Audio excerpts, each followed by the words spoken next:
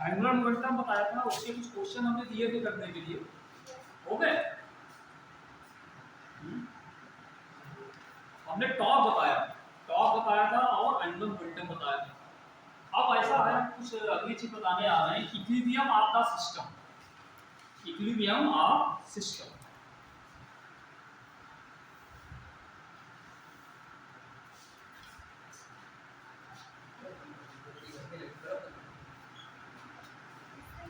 Equilibrium of systems को कहते हैं साम्यावस्था, किसी निकाय की साम्यावस्था। ये हम लोग डिस्कस कर रहे हैं। अच्छा, हम लोगों ने पहले वहां पे बात कर चुके हैं न्यूटन्स लॉ में, कोई पार्टिकल कहते थे इक्विलिब्रियम में कब माना जाता था, जब उसके ऊपर लगने वाला जो फोर्स है क्या होता था, अगर फोर्स उसके ऊपर जीरो हो तो कहते हैं इसके ऊपर लगना फोर्स जीरो होता। अब यहाँ पे अगर कोई एक सिस्टम है, रिजिड बॉडी है, ठीक है, कोई एक रिजिड बॉडी ले लें, तो अगर मान लो एक ये रॉड ले ली जाए, ठीक, ये, और आपसे कहा जाए कि ये जो रॉड है ये इक्विलिब्रियम में कब आएगा, ठीक है, या ये कहें कि जो रॉड है ये साम्यावस्था में कब आएगा। तो देखो इसमें दो चीजें हैं। यहाँ पे जब हम इक्विलिब्रियम की बात करते हैं तो यहाँ पे इक्विलिब्रियम जो होती है इसको मैकेनिकल इक्विलिब्रियम भी कहते हैं, ठीक है, इसको हम लोग क्या कहते हैं, मैकेनिकल इक्विलिब्रियम। मैकेनिकल इक्विलिब्रियम कह सकते हैं, या फिर स्टैटिक इक्विलिब्रियम भी कहा जाता है, स्टैटिक इक्विलिब्रियम, ठीक है। तो कोई भी सिस्टम स्टैटिक इक्विलिब्रियम में तब होगा जब इसपे एक चीज को, इसमें दो तरह की चीजें होनी चाहिए। पहली चीज इस पे कि इसके वो नेट जो टोटल जो फोर्स लग रहा हो, टोटल फोर्स वो क्या होना चाहिए, जी, पहली चीज, ठीक है। पहली चीज क्या होना चाहिए, टोटल फोर्स एफ जो होना चाहिए ये होना चाहिए जी, टोटल फोर्स जी, नेट। मतलब तीन चार फोर्स अगर लग रहे हैं तो तीन चार फोर्सेस का जो रिजल्टेंट आना चाहिए वो क्या होना चाहिए, जीरो आना चाहिए, ठीक है। अब जो टोटल फोर्स जीरो होता है, हम लोग ने पहले ही पढ़ा था, जब कोई पार्टिकल एक सीधी रेखा में चलता है तो वो इक्विलिब्रियम में कब होता है, टोटल फोर्स जीरो होता है। तो इसको हम लोग ट्रांसलेशनल इक्विलिब्रियम भी कहते हैं। क्या कहते हैं, ये जो कहलाएगी ये कहलाएगी ट्रांसलेशनल इक्विलिब्रियम, ट्रांसलेशनल इक्विलिब्रियम, ठीक है। या रेखी है तो रेखी साम्यावस्था, एक दिशा में चले, ठीक। और दूसरा जो होना चाहिए, इसके ऊपर लगने वाला टोटल जो टॉर्क है, तो टॉर्क मैंने पढ़ा था आर क्रॉस है, ये भी जीरो होना चाहिए।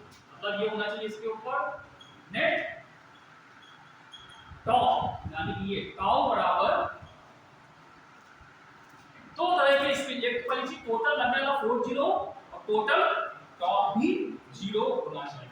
अब ये टोटल जो टॉर्क होता है इसको हम लोग कहते हैं रोटेशनल इक्विलिब्रियम। ये ट्रांसलेशन जब फोर्स जीरो होगा तो ट्रांसलेशनल इक्विलिब्रियम, और जब टॉर्क कम लगता है, टॉर्क जब बॉडी को कहीं भी घूमना, और जब टॉर्क जीरो इसका मतलब नहीं घूमेगी, तो घूमेगी इसका मतलब क्या होगा, रोटेशनल इक्विलिब्रियम, यानी उसका घूर्णन नहीं होगा, इसको कहते हैं घूर्णन साम्यावस्था, ठीक है। या इसको कहा जाएगा रोटेशनल, ठीक है।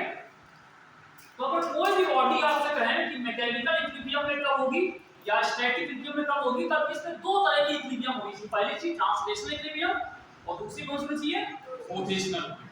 ट्रांसलेशनल मतलब है टोटल फोर्स से जो होनी चाहिए दे शुड बी जीरो, ठीक है, और साथ में रोटेशनल मतलब है टोटल टॉर्क ये भी जीरो, ठीक है, क्लियर हो गया। अब जब हम टॉर्क की बात करें, चीज ध्यान रखिए, टॉर्क, जब हम टॉर्क की बात करेंगे तो टॉर्क जब निकाला जाएगा तो टॉर्क किसी पॉइंट के अबाउट निकालते हैं या किसी एक्सिस के अबाउट निकालते हैं। तो जब कोई बॉडी अगर इक्विलिब्रियम में होगी तो हम टॉर्क जो होगा किसी भी पॉइंट के अबाउट निकालते हैं, किसी भी पॉइंट के अबाउट निकालते हैं, सारे पॉइंट के अबाउट निकालोगे जीरो आता है, ठीक है। अब इस पे हम एक दो सवाल पहले लगा के समझते हैं क्या है, ठीक है, इस पे हम क्वेश्चन डिस्कस करते हैं, फिर हम इसकी बात करते हैं और क्वेश्चन भी लगाते हैं। चलिए पहला एक सवाल है,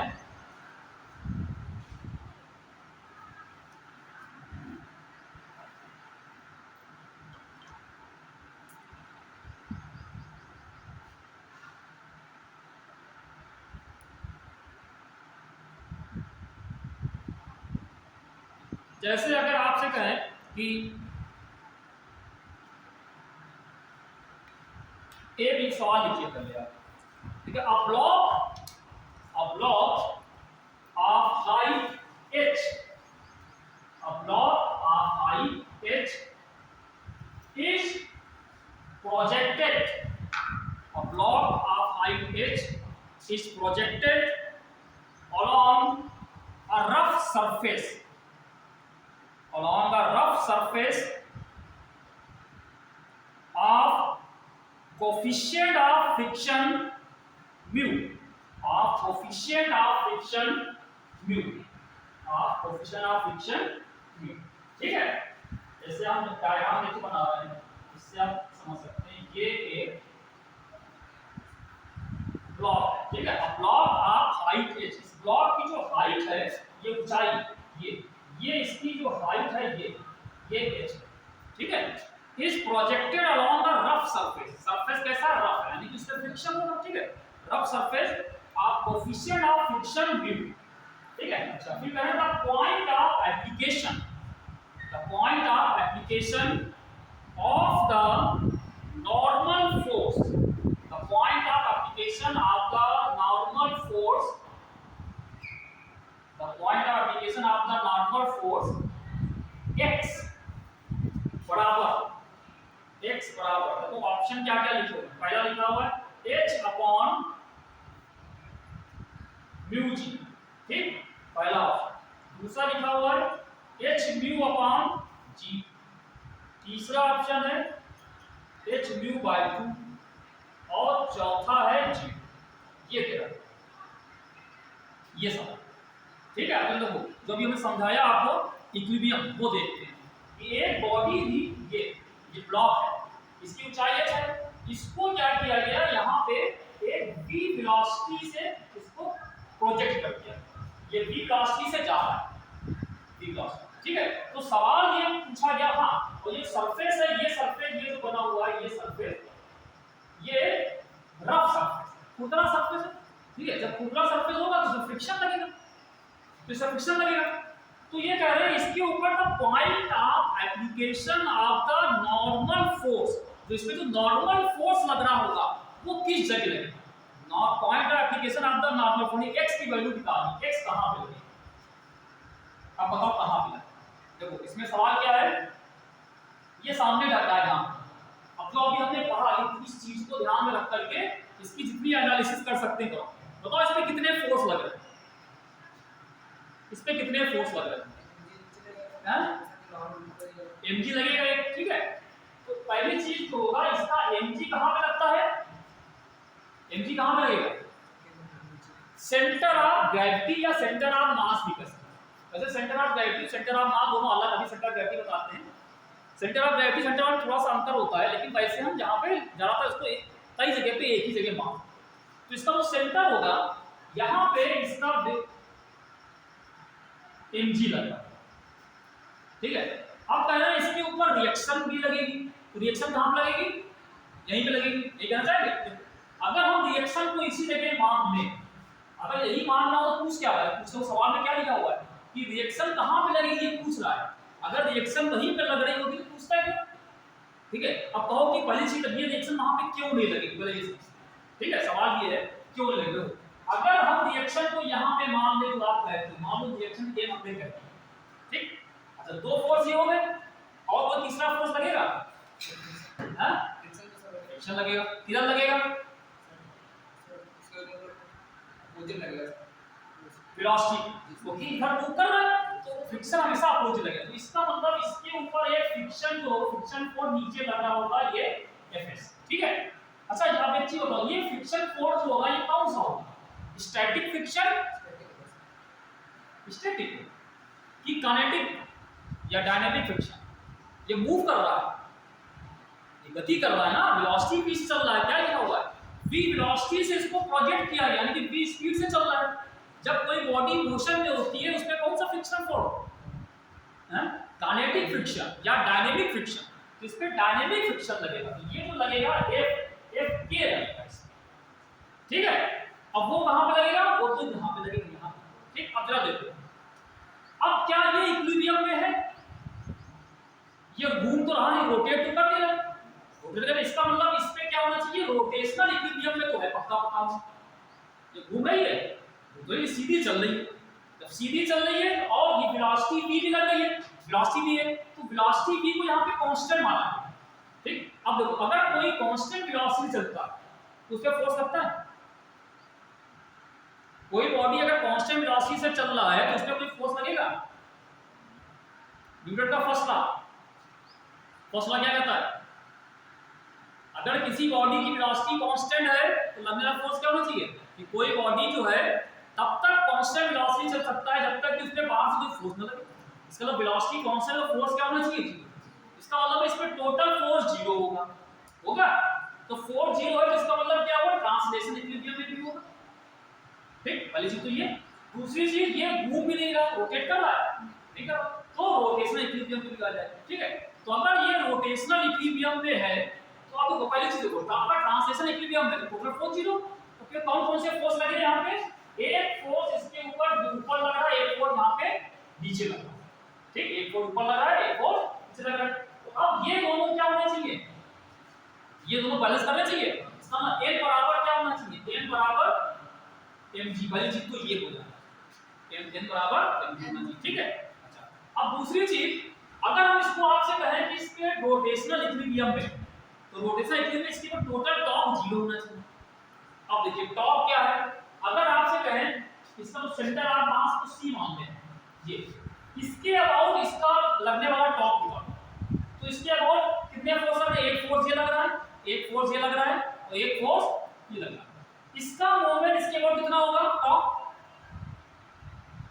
torque of this force about c कितना होगा, ये बता दें। इस फोर्स का टॉर्क इसके अबाउट c को कितना हो जाएगा,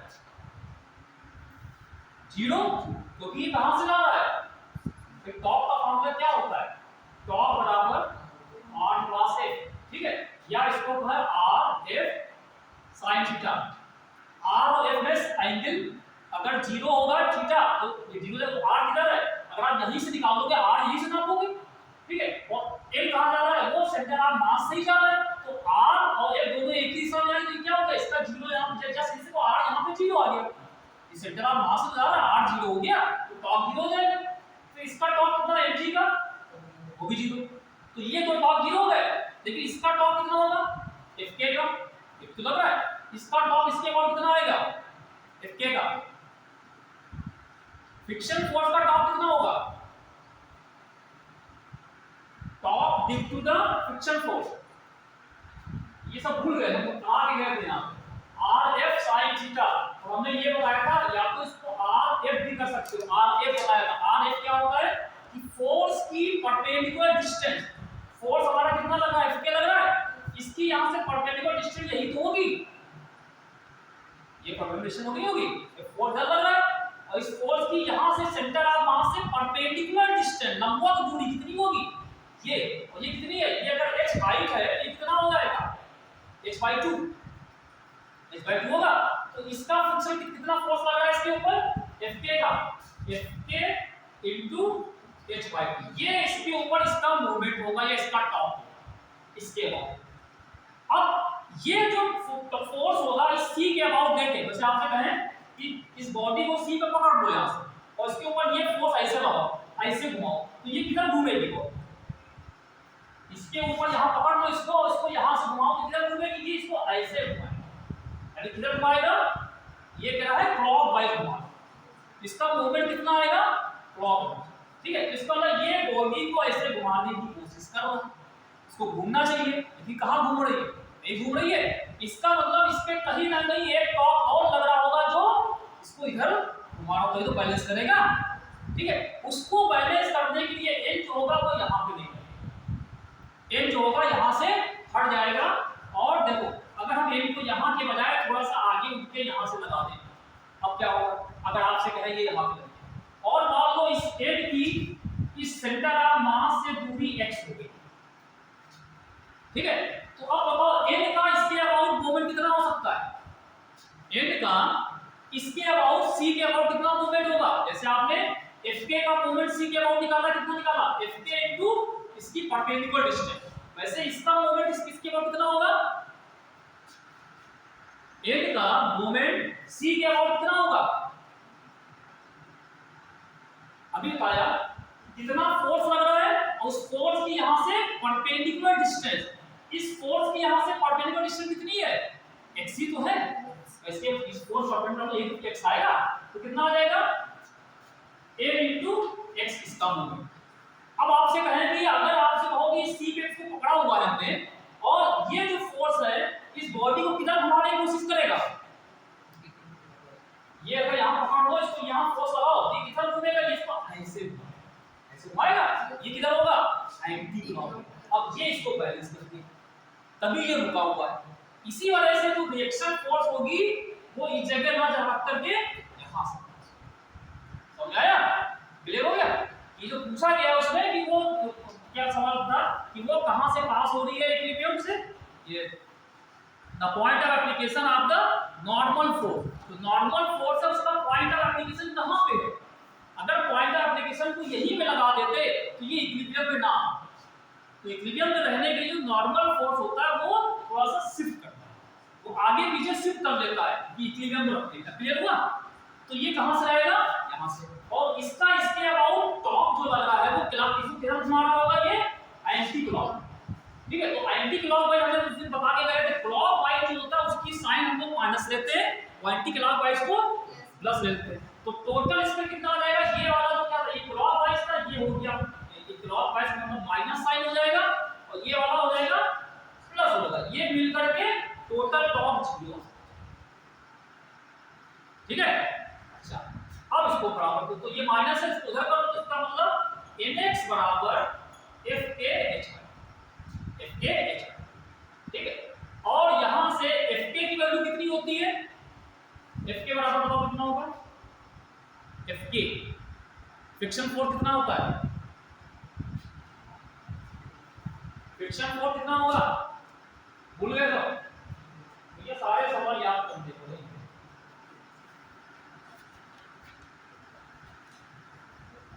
F के बराबर म्यू आर होता है, म्यू के आर, ठीक है। तो यहाँ पे इसको हम लगा देंगे म्यू के आर, आर का मतलब के एन, आर मतलब ये एन ही होगा यहाँ पे, ठीक है। इसको आर लिखें या इसको सीधे यहाँ पे एन करें, ठीक, इसको यहाँ पे आप लिख दीजिए एफ के, इसको लिखेंगे म्यू के और ये हो गया एन और ये एच, इससे सॉल्व कर तो यहाँ से एन एन कैंसिल हो गया और यहाँ से x की वैल्यू आ जाएगी म्यू के एच वाई, म्यू के एच वाई टू, ये म्यू के एच वाई टू, यहाँ पे म्यू म्यू के को म्यू लिखा हुआ है ये, ठीक है। तो ये इस तरीके से हम लोग कह सकते हैं कि बॉडी जो है इक्विलिब्रियम का समान है, कि अगर हम देख रहे हैं कि बॉडी में किसी तरह का रोटेशन नहीं हो रहा है, किसी अक्ष के अबाउट नहीं घूम रही है, इसका मतलब इस पे टोटल जो मूवमेंट होगा सारे फोर्सेस का मूवमेंट वो 0, ठीक है। अब अच्छा ये पता कर लेंगे ना आप लोग कि ये इसको क्लॉकवाइज घुमा रहा है कि एंटी क्लॉकवाइज, तो समझ गए कि आप इसको पकड़े हैं और यहां से इसके अबाउट निकाल रहे हैं तो फोर्स यहां लगा है, तो ये फोर्स इसको ऐसे चल रहा है ऐसे, तो ये इसको अगर यहां से पकड़ लो तो जगह ऐसे फोर्स लगाओ तो इसको ऐसे रोटेशन, तो ये वाला फोर्स क्या है, जब ऐसे लगा ऊपर तो इसको मतलब ये इसको, तो अगर ये क्लॉकवाइज होगा एंटी क्लॉकवाइज तो वो प्लस हो जाएगा, क्लॉकवाइज होगा, तो इस तरीके से हम लोग मूवमेंट ऑफ टोटल मूवमेंट होना चाहिए कुछ होना चाहिए, या ये क्या है कि क्लॉकवाइज मूवमेंट बराबर, ठीक है। तो इस तरीके से हम ये कह सकते हैं बॉडी में कोई रोटेशन नहीं हो रहा है, इस वजह से ये रोटेशनल इक्विलिब्रियम में बॉडी होगी, तो इस तरह। अच्छा ये भी समझ में आ गया होगा कि जो रिएक्शन फोर्स होता है जरूरी नहीं कि हमेशा सेंटर से वो आगे पीछे शिफ्ट कर, ठीक है, क्लियर। अच्छा अब इसी तरीके से एक सवाल और हम लोग कर सकते हैं यहाँ पे कि ये एक और सवाल इसी तरीके का है कि आप लोग कर पाते नहीं कर सकते, ये सवाल क्लियर है, कोई कंफ्यूजन नहीं, कोई doubt. A cubical block of mass m, a cubical block of mass m and h एक क्यूबिकल ब्लॉक है जिसका मास है small m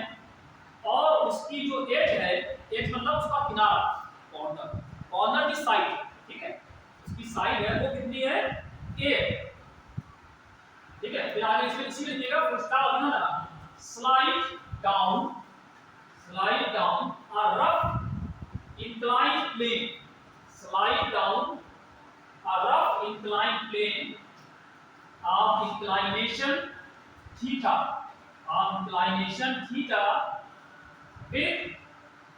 with a uniform speed, ठीक है, with a uniform speed। फिर से बोल रहे हैं, a cubical block of mass m and h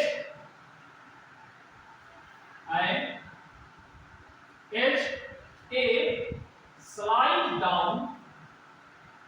down a rough inclined plane of inclination theta with a uniform speed, ठीक है। सवाल क्या है? तो सवाल ये है, the top of the normal force,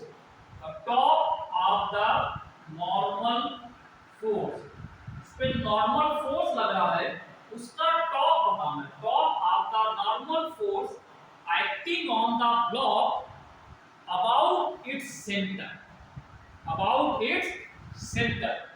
क्या होगा? देखो ऑप्शन लिखे हुए हैं यहाँ पे। पहला है हाफ एम जी ए साइन थीटा, दूसरा ऑप्शन है 0, तीसरा ऑप्शन है एम जी ए साइन थीटा, और नंबर 4 हो गया एम जी ए कॉस थीटा। ये सवाल, ठीक। अब जरा पहले इसकी एनालिसिस करिए सवाल की। क्या ऐसा होगा जो उसमें कह रहे हैं कि नॉर्मल फोर्स की का मूव क्या निकालना, नॉर्मल फोर्स का टॉप निकालना, top of the normal force acting on the block about इस सेंटर। ये है, ये एक ब्लॉक है। फिर सवाल देखिए क्या है, क्यूबिकल, जैसे क्यूबिकल शेप का ऐसा ब्लॉक है, इसकी लंबाई चौड़ाई ऊंचाई सब बराबर है, ठीक है। तो उसका मास है स्मॉल है, और उसकी एज है, जैसे कॉर्नर, ये किनारा दिख रहा है, ये सब ए साइड, ठीक है। अगर बॉक्स आप ऐसे बना लो, ये क्यूबिकल है, तो ये इसकी ए है, ये सब ए है, ये सब इसकी साइड्स क्या है, ए है। वो कि एक इंक्लाइन प्लेन पे स्लाइड कर, मतलब नीचे स्लाइड करता हुआ नीचे गिरता आ रहा है नीचे, ठीक है, स्लाइड करता हुआ आता है, और इसका इंक्लाइनेशन बना हुआ है थीटा बना हुआ है, ठीक है। तो और स्पीड है यूनिफॉर्म, इसका मतलब क्या होगा? यूनिफॉर्म स्पीड मतलब क्या होगा? अगर कोई यूनिफॉर्म स्पीड में चल रहा है, इसका मतलब क्या होना चाहिए? कोई चीज अगर यूनिफॉर्म स्पीड में चल रहा है, इसका मतलब क्या होना चाहिए? इससे आप एक पॉइंट क्लियर होना चाहिए, अगर यूनिफॉर्म स्पीड को अभी बताया ना, यूनिफॉर्म स्पीड रुका होगा, स्पीड है तो वैसे रुका हो जाएगा। अभी बताया हमने, न्यूटन के पहला नियम क्या कहता है, पहला और दूसरा दोनों नियम लगा सकते हो। अगर कोई यूनिफॉर्म स्पीड में है, स्पीड चेंज नहीं हो रही है, अरे भैया यूनिफॉर्म का मतलब ही स्पीड कांस्टेंट, तो फोर्स 0 होगा। कैसे तुम लोग करोगे? अगर कोई यूनिफॉर्म स्पीड मोशन में है, इसका मतलब उसके ऊपर लगने वाला फोर्स 0 होना चाहिए, फोर्स उस पे 0 आ जाएगा, ठीक है। न्यूटन का पहला नियम है, जब तक कोई बॉडी अगर रुकी रहेगी या कांस्टेंट वेलोसिटी चल रही है, तो कांस्टेंट वेलोसिटी चलती रहेगी जब तक इस पे कोई फोर्स ना लगे। इसका ना फोर्स अगर लगेगा तभी उसकी वेलोसिटी चेंज होगी। यूनिफॉर्म मोशन में तो फोर्स लगने 0, ठीक है। तो इससे पहला पॉइंट तो क्लियर हो गया कि इस पे टोटल फोर्स 0 होना चाहिए, ठीक है। टोटल फोर्स की बात कर रहे हैं, पहली चीज ये। आगे कर रहे हैं, top of the normal force acting on the block about its centre. इस पे जो नॉर्मल फोर्स लग रहा होगा, उसका टॉप निकालो सेंटर के अबाउट। सेंटर के अबाउट कितना होगा ये बताना। अब बताओ, अब क्या किया जाए इसमें, कैसे किया? अब पहले तुम सामने तो फिगर बना हुआ है, इस पे कितने फोर्स लगेंगे, पहले किया था, वैसे बताइए इस पे कितने फोर्स लगेंगे। ये स्लाइड कर रहा है, नीचे फ्रिक्शन है इस पे, incline plane, incline sector, uniform speed, इसमें लिखा नहीं है, फ्रिक्शन फोर्स इस पे लग रहा होगा, ठीक है। फ्रिक्शन फोर्स होगा, इसमें लिखा नहीं है, क्योंकि ब्लॉक मास है, R slide, incline plane, sector, uniform, ठीक है। तो इसमें कितने फोर्स लगेंगे, चलो बताओ पहले कितने फोर्स लगेंगे। डायग्राम में कितने फोर्स बना सकते हैं आप?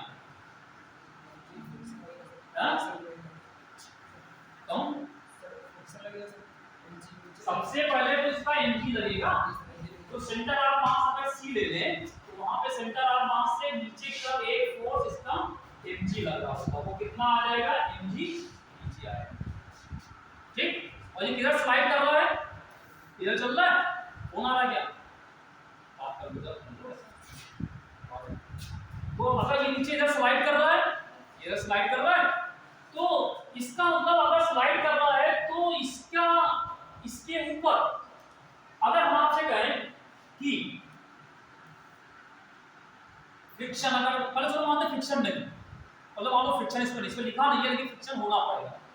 अब ये जो mg नीचे की तरफ लग रहा है, mg नीचे लग रहा है, इसको अभी हमने अगर जब इंक्लाइंड प्लेन की बात करते हैं इसको दो कंपोनेंट्स में डिसॉल्व करते हैं, तो दो कंपोनेंट करो तो एक कंपोनेंट क्या करते थे हम लोग इधर कर लेते थे, ये क्या करते थे इधर, एक क्या करते थे, एक सब हमारा ये है प्लेन, इस प्लेन की दिशा में लगाते थे, दो होते थे mg के दो कंपोनेंट्स होंगे, इधर हो जाएगा इधर आ जाएगा, ठीक। और ये एंगल कितना होता था, ये एंगल कितना होता था, अगर ये थीटा है तो ये भी थीटा होता था, ये सब कर चुके, सब हमको बताना पड़ रहा है, ये आप लोग हमें बताओ कि ये तुरंत बोलो कि ये थीटा होगा, हमें नहीं कहना चाहिए, ये हम पहले करा चुके सारी चीज। भाई आपने इस पे एक फोर्स mg लगा तो इस mg के दो कंपोनेंट्स करेंगे आप, एक mg लगेगा जो प्लेन के परपेंडिकुलर और दूसरा प्लेन की दिशा, तो जो नीचे वाला आ जाएगा ये कितना आ जाएगा mg cos थीटा आ जाएगा, और अलॉन्ग द प्लेन कितना आ जाएगा mg sin थीटा आ जाएगा, ठीक है। तो उस हिसाब से ये जो इसके ऊपर फोर्स नीचे की तरफ लग रहा है तो इसको आगे बढ़ाएगा, लेकिन अभी ये क्या कह रहा है यूनिफॉर्म मोशन वेलोसिटी चेंज नहीं हो रही है, इसका मतलब अगर इस पे ये फोर्स लग रहा होगा तो इसकी वेलोसिटी बढ़ती चलेगी, फोर्स का वेलोसिटी, लेकिन अगर फोर्स वेलोसिटी क्या है कांस्टेंट है, तो इसका मतलब क्या होगा इस पे एक फोर्स और लग रहा होगा ताकि टोटल फोर्स 0 आ जाए, तो टोटल फोर्स एक इस दिशा में एक फोर्स लग रहा है, इसका मतलब इसके अपोजिट फोर्स लगना चाहिए, तो अपोजिट कौन सा फोर्स लगना चाहिए, यहाँ पे वही F यानी कि इसमें फ्रिक्शन में लिखा नहीं सवाल में कि फ्रिक्शन लग रहा है, ताकि फ्रिक्शन वाला इसको बैलेंस करना, ठीक है।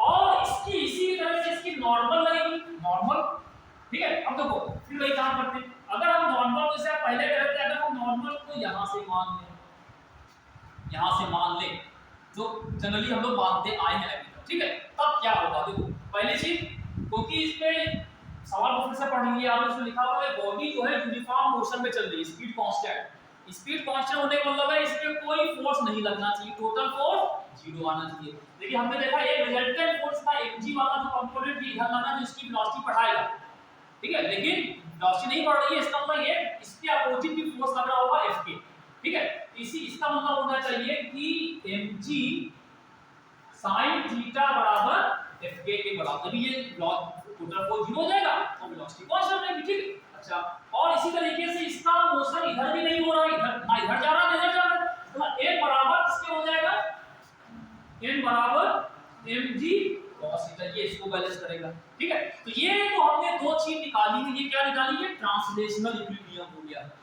अब आते हैं रोटेशनल इक्विलिब्रियम, दोनों इक्विलिब्रियम हो गए, ये रोटेट तो कर देगा, तो रोटेशनल इक्विलिब्रियम के लिए अगर हम आपसे कहें इस पे जितने भी फोर्स लग रहा है, ये आपके सामने हमने कितने फोर्स दिखाए, एक निकाला, ये निकाला, ये निकाला, एक ये फोर्स हो गया, एक ये चार फोर्स हो गए, एक F के ये हो गया mg cos theta, mg sin theta, एक n हो गया और एक F के हो गए, चार फोर्स हैं।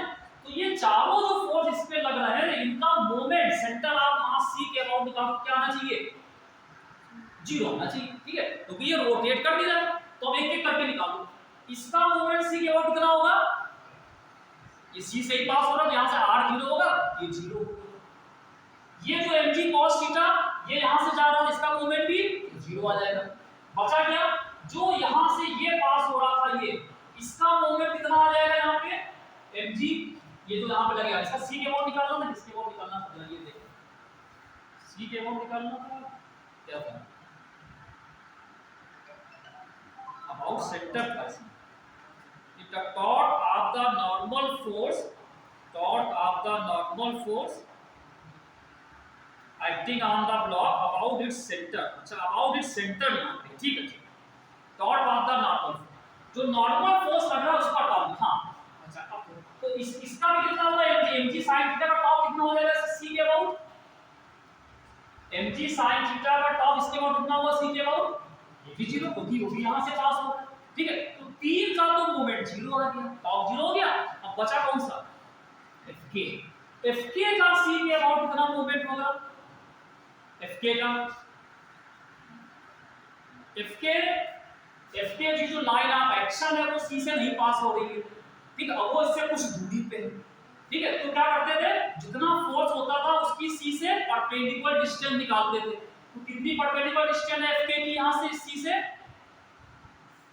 c से इस फोर्स पे एक परपेंडिकुलर डाल यानी लंब डाल, तो कितना आएगा लंब, इसको पीछे बढ़ाओगे ये डाला है और ये लंब, यही तो लंब होगा। और ये कितना है क्योंकि इसकी a से इसकी हाइट कितनी है a है, तो ये कितना आ जाएगा a/2। ठीक है, तो इसका मोमेंट कितना हो जाएगा इसके अबाउट, वो हो जाएगा fk। अब ये जो होगा ये अब देखो फिर भाई ये अगर मोमेंट इतना लग रहा है तो इसको किधर घुमाएगा, ये इसको ऐसे घुमा रहा है इस तरीके, ये यहां से ऐसे ऐसे मतलब ये यू घुमा, ये एंटी क्लॉकवाइज मतलब घड़ी की सुई चलती है वो क्लॉकवाइज होता है। आप सामने घड़ी रखो यहां तो घड़ी कैसे चलेगी, ये ऐसे चलेगी, ये क्लॉकवाइज होगा। और जब ये ऐसे घूम रहा तो कैसा होगा एंटी क्लॉकवाइज। ठीक है, तो इसका जो मोमेंट आएगा ये कितना आ जाएगा एंटी क्लॉकवाइज, ये प्लस में। इसका मतलब एक मोमेंट लग रहा है तो ये इसको इधर घुमा, इसका मतलब इस ब्लॉक को यहां से घूमना चाहिए लेकिन नहीं घूम रहा है। इसका मतलब क्या है, इस पे कहीं ना कहीं एक अपोजिट और भी टॉर्क लग रहा होगा या कपल लग रहा होगा, वो कौन लगाएगा भाई, ये सब 0 हो गए, ये 0, इसका मतलब नॉर्मल जो होगा फिर यहां से शिफ्ट कर देगा, यानी कि वो c से नहीं पहले था वो यहां से नहीं पास होगा। अगर वो यहीं से पास करोगे तो इसका मूवमेंट भी 0 आ रहा है, इसका मतलब इसको किधर जाना चाहिए बताओ। अब ये c से इधर जाएगा कहां, अब सोचो कि ऐसा करोगे तो इसका मूवमेंट एंटी क्लॉकवाइज है, इसका नॉर्मल का कितना चाहिए क्लॉक होना चाहिए, क्लॉकवाइज। तो क्लॉकवाइज बनाने के लिए यहां से लगाएंगे, यहां लगा हैं इधर लगे चाहिए ना। इसका अब जो होगा ये यहां से ना जा करके c जो n होगा तो इससे कुछ दूर हट के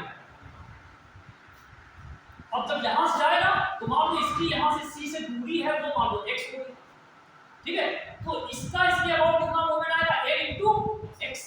ठीक है, तो कितना आ जाएगा n x आएगा और ये किधर घुमाएगा इसको, ये c के अबाउट, c को पकड़ो इसको, ये लग रहा है ये क्लॉक है तो ये तब ये बैलेंस हो जाएगा होगा।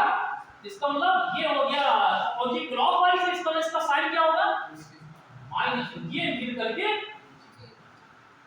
क्यों भाई क्लियर हुआ कि ये वाले 0 हो जाएंगे क्योंकि ये c से पास हो रहा है, mg तो c से ही पास हो, n जो है वो आगे पीछे शिफ्ट कर सकता है इसको बैलेंस करने के लिए, हमें करने के लिए, तो ये हम लोग कर दिया। अब देखो भाई यहां से fk कितना होगा, fk जैसे पहले निकाला था fk बराबर fk कितना होता है हां सही, fk बराबर म्यू r मतलब है म्यू n नॉर्मल डिस्क। ठीक, और n की वैल्यू कितनी है, n हमने यहां n बराबर mg cos। ठीक है, ये हो जाएगा mg cos, मतलब दोनों यहां इक्विलिब्रियम लेके चलेंगे। पहले हमने फोर्सेस बराबर कर लिए, ये कौन सी है, ये ट्रांसलेशनल इक्विलिब्रियम से लगाया। ठीक, और फिर आप रोटेशनल इक्विलिब्रियम करते हैं। ठीक है, अब यहां रखो इसे, तो यहां पे fk की वैल्यू कितनी आ गई mu mg cos theta a/2 बराबर nx, ये यहां पे nx।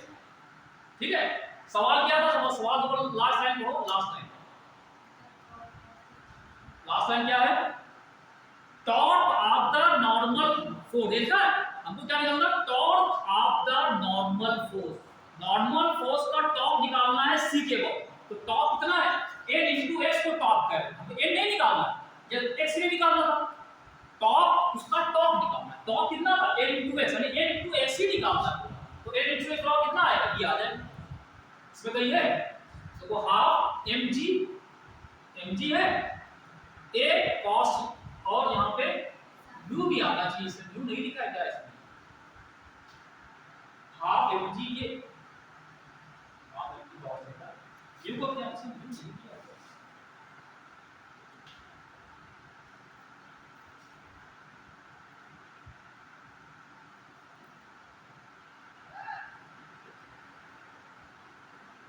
mg इसमें आ जाएगा mg,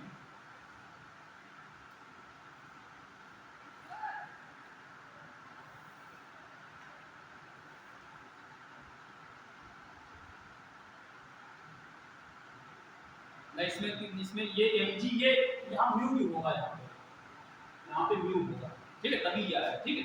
ये mg यहाँ पे cos theta, mg a cos theta यहाँ लिखा हुआ है, और ये इसमें mg a cos थीटा आएगा, बिना इसके मूव नहीं करेगा, mg a cos थीटा ये आ जाएगा हाफ mg, ठीक। और ये जो आप आंसर यहाँ पे लिखा हुआ है, आंसर थोड़ा गलत बना हुआ है, क्या रुको, ये आ गया इसका आंसर, ये mg a cos थीटा लिखा हुआ है, mg a cos theta mu half, ये आ गया, ठीक, ये वाला सही है, ये हमको निकालना है इस तरीके से, ठीक है। तो ये इस तरीके से जो इक्विलिब्रियम के क्वेश्चंस होंगे जो हम लोग इस तरीके से कर सकते हैं इक्विलिब्रियम के क्वेश्चन, ठीक है भाई। अच्छा, अब हम इस पे आपको कुछ क्वेश्चन और करा रहे हैं जो आए हुए सवाल हैं, प्रीवियस ईयर के क्वेश्चन है, वो अभी हम लोग करने जा रहे हैं, वो अभी हम समझा रहे हैं आपको, ठीक है। कुछ क्वेश्चन है जो अभी हम बता रहे हैं, करते हैं।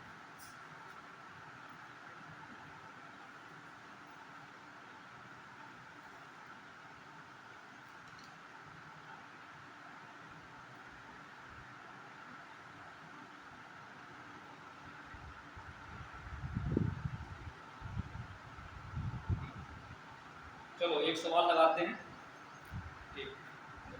A uniform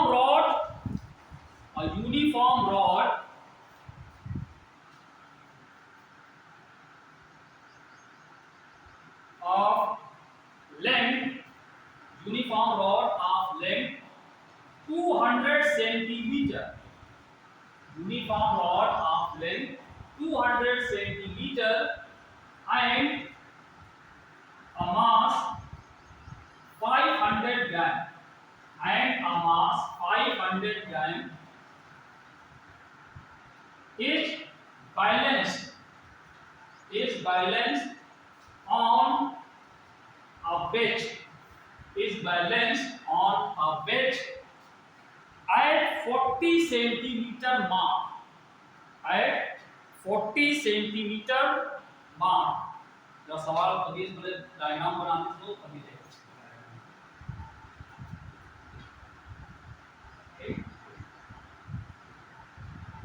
ये एक rod, a uniform rod of length 200 centimeter and mass 500 ग्राम।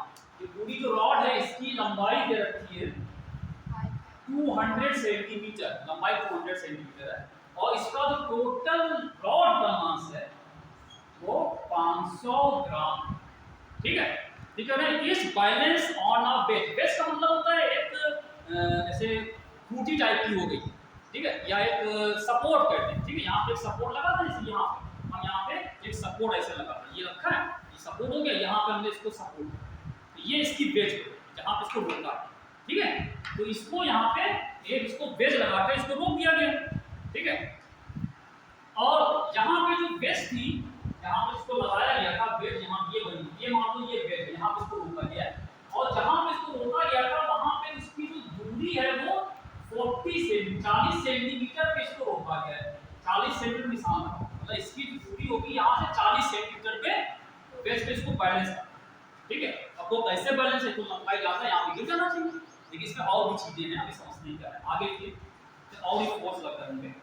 अच्छा, ठीक है ना। A mass of 2 kg, a mass of 2 kg is suspended from the rod, a mass of 2 kg is suspended from the rod at 20 centimeter, at 20 centimeter, and another unknown mass, and another unknown mass m, small m, and another unknown mass small m is suspended from the rod, at 160 centimeter mark, at 160 centimeter mark as shown in the figure, as shown in the figure, ठीक है। और ये कह रहे हैं कि यहाँ पे ये बना हुआ है 2 kg का जो मास है वो 20 सेंटीमीटर पे रखा गया।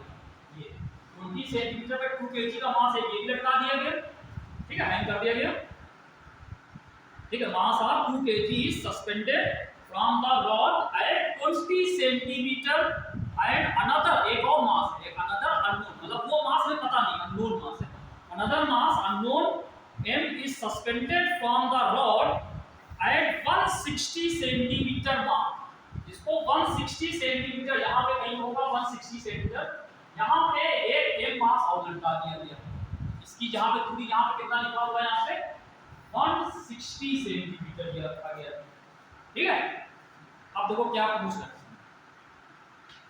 आइसोनिफिक find the value of m, m की वैल्यू निकालना, find the value of m such that the rod is in equilibrium, find the value of m such that the rod is in equilibrium।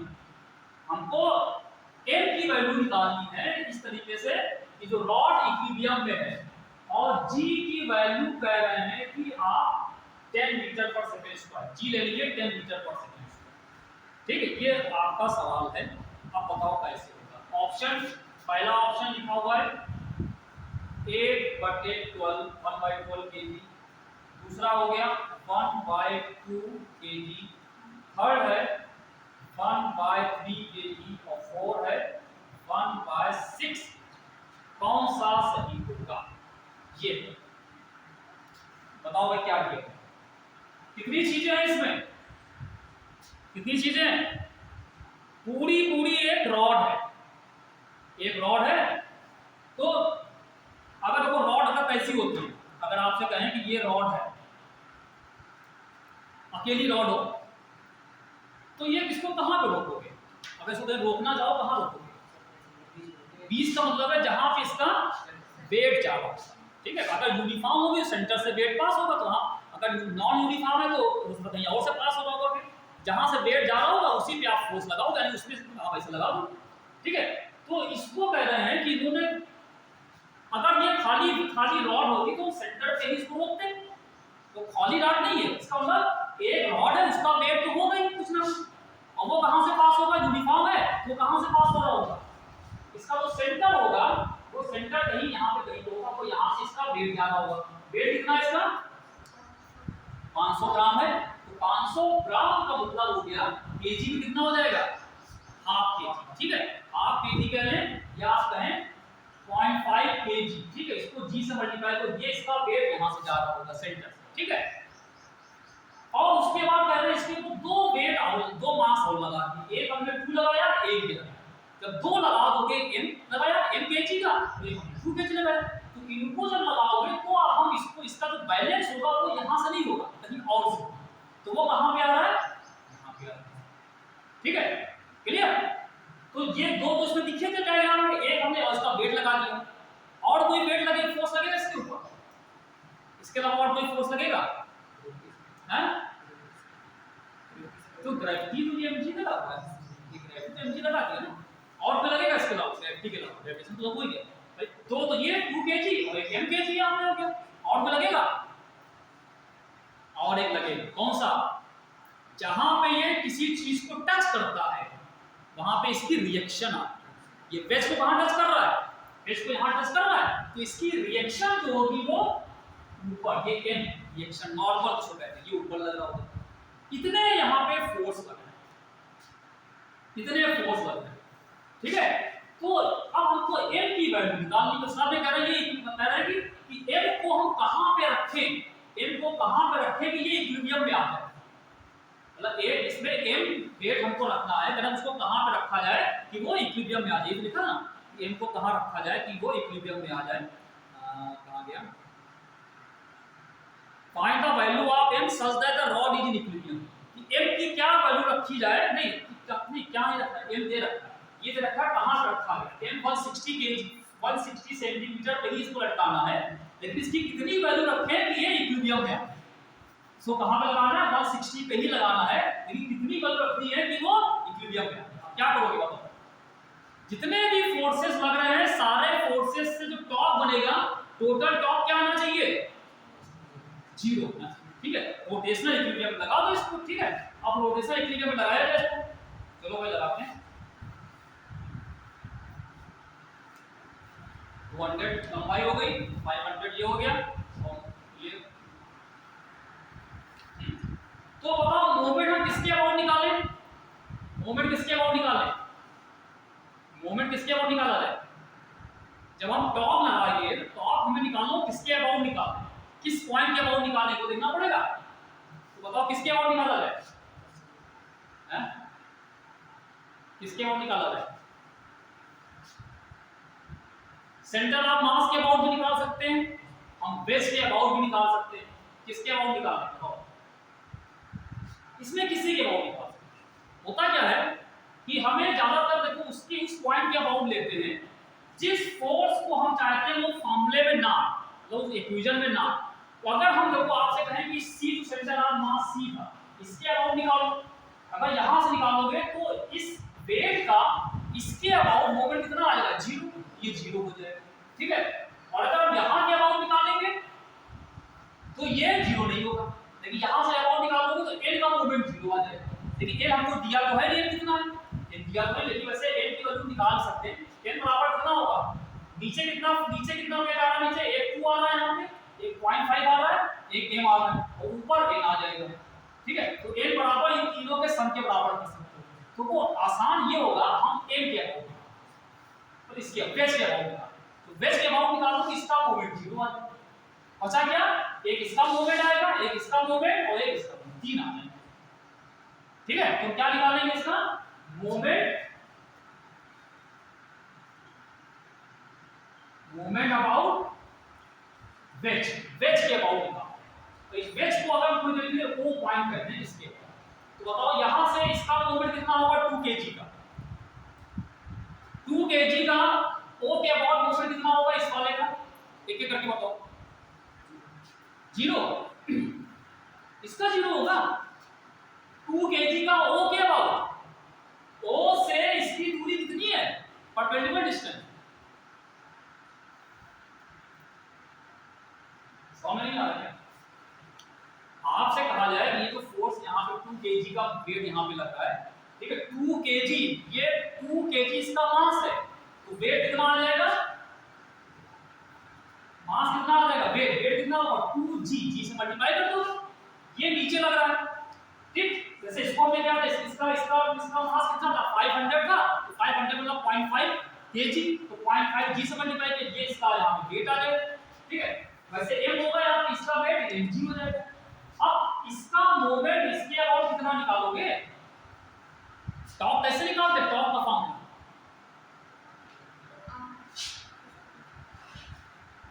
भाई या तो आप अपनी समस्या में बताओ सही तरीके से, या तो अपनी समस्या बताओ क्या प्रॉब्लम है। ठीक है, क्योंकि हम एक ही चीज को 2 बार 3 बार कैसे बताएंगे, इसमें प्रॉब्लम क्या आ रही है, हम आप क्या कह रहे हैं कि इस वेट का O के अबाउट मूवमेंट बताओ। अभी हमने 2 सवाल में बता दिए, हमने 2 सवाल बता दिए, अब इसमें क्या प्रॉब्लम आ रही है, टॉर्क निकालो भाई, मोमेंट या टॉर्क, 2 जो लिखा हुआ है 2g, इस 2g का O के अबाउट कितना टॉर्क होगा, 2g का O के अबाउट कितना टॉर्क लग रहा होगा, या कितना मोमेंट होगा, कितना मोमेंट होगा, अपनी प्रॉब्लम बता दो, क्या क्या समझ में नहीं आया तो समझा दें। ऐसे बैठे रहोगे तो ऐसे काम नहीं चलेगा, हम एक ही चीज को 10 बार बताएंगे फिर भी तुम खाली बैठे रहो, अब कुछ रिस्पॉन्स ही ना हो, दिमाग घर पे छोड़ के आए हो, हमें समझने नहीं है। अभी हम 2 सवाल कराए, दोनों सवालों में हमने n का मोमेंट निकाला था, f का निकाला था, कैसे निकाला था, पलट के देखो पेज, पलट के देखिए कैसे निकाला था, moment of 2g about O कितना होगा, 2g का O के अबाउट मोमेंट कितना होगा, मोमेंट या इसको टॉर्क कहते हैं, कितना होगा, कैसे निकालते हो मोमेंट, अभी पीछे निकाला हमने, कैसे निकाला है, अभी बताओ क्या प्रॉब्लम, क्या क्या आप समझ नहीं पा रहे हो। मूवमेंट का फॉर्मूला उस दिन बता के गए, अभी हमने निकाल बताया। अगर अभी समझ नहीं आया तो बोलना चाहिए कि समझ में नहीं आ रहा है। ऐसे नहीं हो पाएगा कुछ, ऐसे आप चाहे इतना करते रहे कोई फायदा नहीं, करना पड़ेगा तुम ही लोग।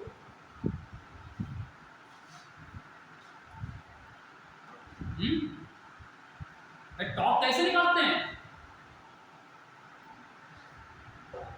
हमने सवाल दिए थे करने के लिए, लगाए थे आप लोगों ने सवाल, लगाए थे, दिए थे हमने उस दिन, हम दे गए सारे क्वेश्चन में सेंड कर दिए थे, करने के लिए कहा था, लगाया।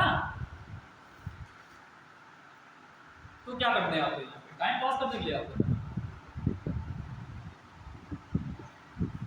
मतलब कोई जादू है क्या, अभी कोई छड़ी घुमा देगा अपने आप सब कर ले जाएगा। इस 2G का मोमेंट इसके अबाउट कितने निकालोगे? मोमेंट कैसे निकालते भाई, टॉप कैसे निकाला जाता है?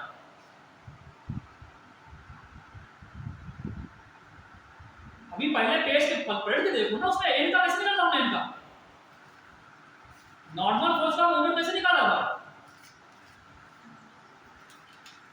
अभी निकाला हमने, नॉर्मल फोर्स लग रहा था, उसका मोमेंट कितना आया था, कैसे निकाला गया था?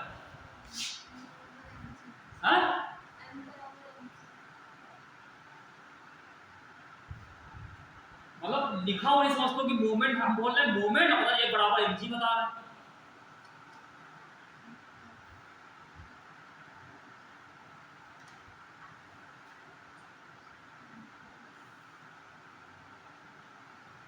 नॉर्मल फोर्स लगा था, उसका हमने मोमेंट निकाला था, नॉर्मल जो फोर्स लगा था उसकी परपेंडिकुलर डिस्टेंस से मल्टीप्लाई किया था कि नहीं किया था? जितना फोर्स होता है उस फोर्स जिसके अबाउट निकालते हैं वहां से उसके ऊपर एक लंब डालते हैं परपेंडिकुलर, डाला जाता है। तो जितना लंब परपेंडिकुलर आएगा उसको उस फोर्स से मल्टीप्लाई करते हैं, ये उसका मोमेंट होता है, ये टॉप होता है। अभी दो बार हमने बोला, हाँ भी कर रहे हो तुम लोग, समझ रहे, समझना नहीं चाहते हो कि क्या करना चाहते हो, किसको बेवकूफ बना दो, अपने आप को धोखा दे रहे हो, किसको धोखा दे रहे हो। सीधे सीधे जो भी फोर्स है, जो फोर्स जा रहा है, ये फोर्स की दिशा में लग रहा है, दिशा में लग रहा है, जिस दिशा में लग रहा है उस दिशा को आप आगे पीछे पूरा बढ़ा दो, ऐसे ऐसे ऐसे बढ़ाओ, और जहां जिसके अबाउट निकालते हो वहां से इसके ऊपर परपेंडिकुलर डाल दो। एक ऐसी लाइन खींचो जो इस पे 90 डिग्री पे मिले, उसको हम परपेंडिकुलर कहते हैं। परपेंडिकुलर क्या होता है? अगर आपसे ये लाइन जा रही है, इसकी यहां से परपेंडिकुलर डालो, कौन सी लाइन होगी? ये डालोगे, ये 90 डिग्री बनना चाहिए, तो उसकी लंबाई से उसको मल्टीप्लाई कर दो, वो मोमेंट होता है। ये सीधी लाइन थी, हम यहां से परपेंडिकुलर डालो, कौन सी लाइन आएगी? परपेंडिकुलर डालो तो ये लाइन होगी नहीं होगी?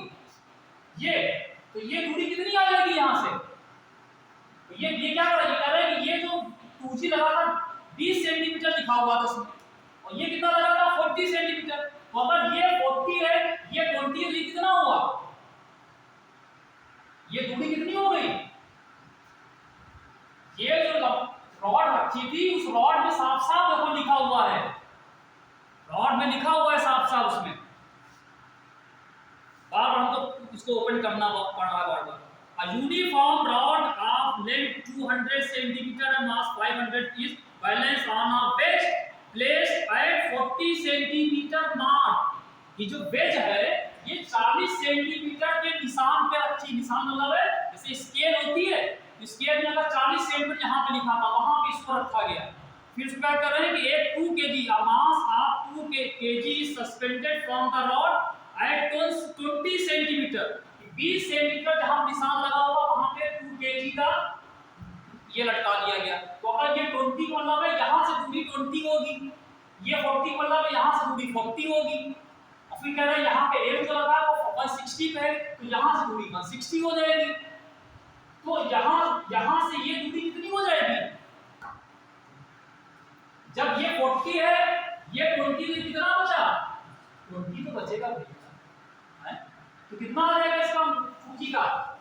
2G into 20, ये सेंटीमीटर लिखा हुआ है, सेंटीमीटर को मीटर में करोगे तो 0.20 मीटर में आ जाएगा, ये होगा, इसका मोमेंट आ गया। अब आपसे कह रहे हैं बताओ मोमेंट ऑफ 5.5G कितना होगा, ये तुम लोग बताओ।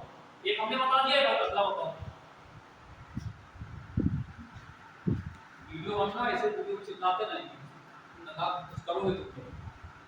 देखिए कहेगा क्या बता,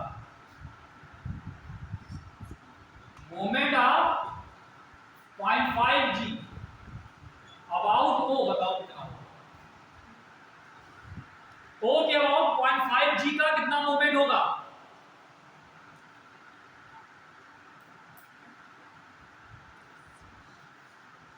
कैसे निकालेंगे?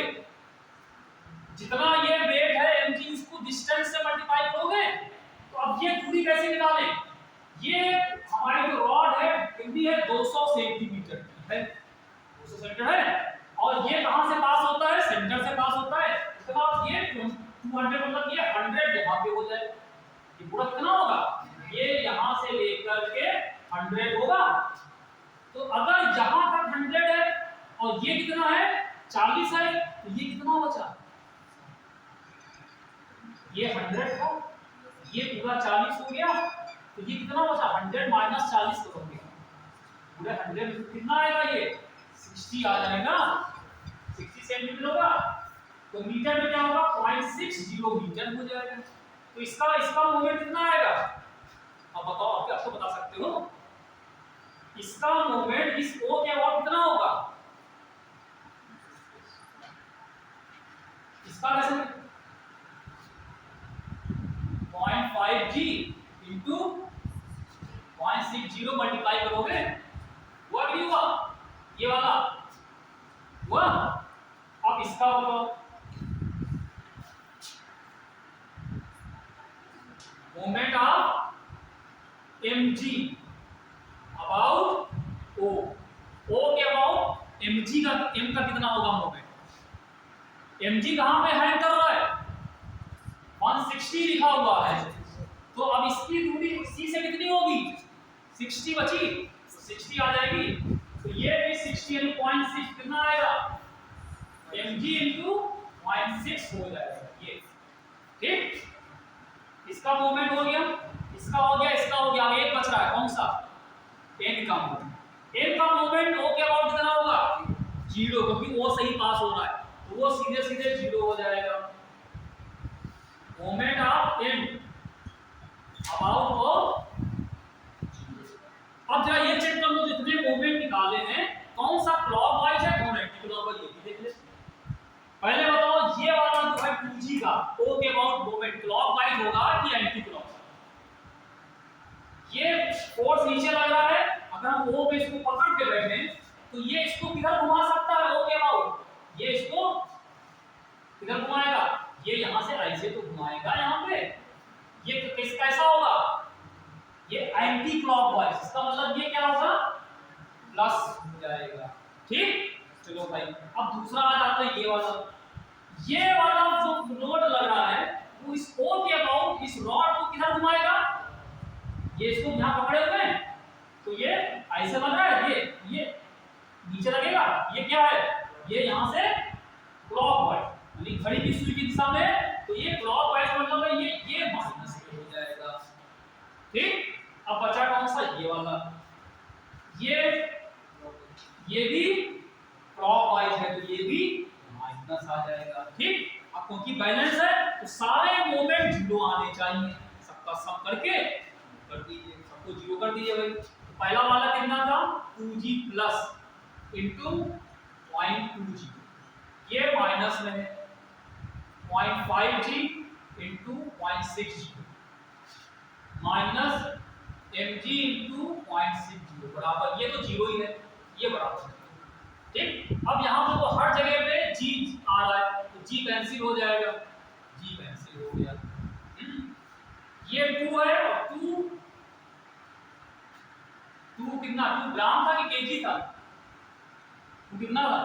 2 ग्राम था कि 2 केजी था? 2 केजी था। चेक कर लो, 2 केजी। तो ठीक है, 2 केजी। अब इसको मल्टीप्लाई करो, कितना आएगा? 2.40 आ गया। मल्टीप्लाई किया, ये माइनस में कितना आएगा मल्टीप्लाई करने पे? 0.60 को 0.5 से मल्टीप्लाई करें, कितना हो जाएगा?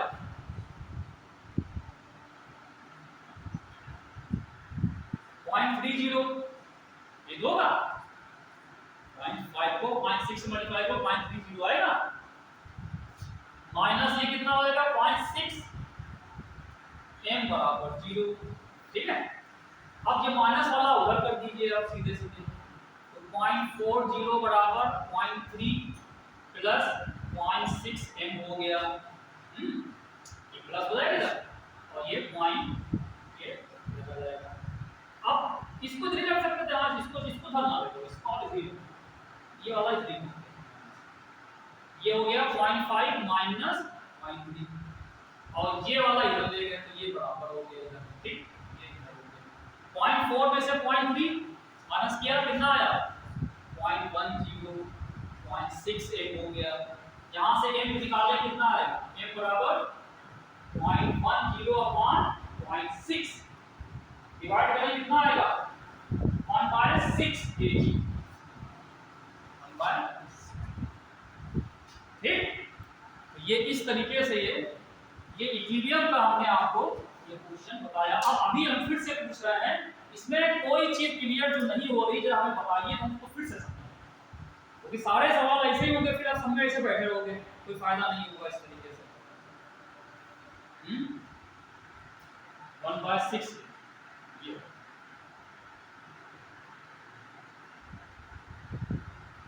तो क्या किया जाए,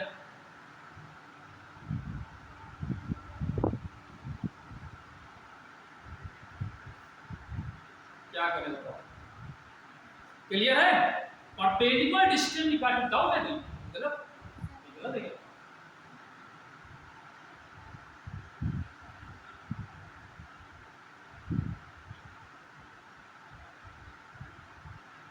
ठीक, अच्छा अब इसमें अगर हम आपसे एक सवाल और दें, एक सवाल और है तो देखें कर सकते नहीं कर सकते।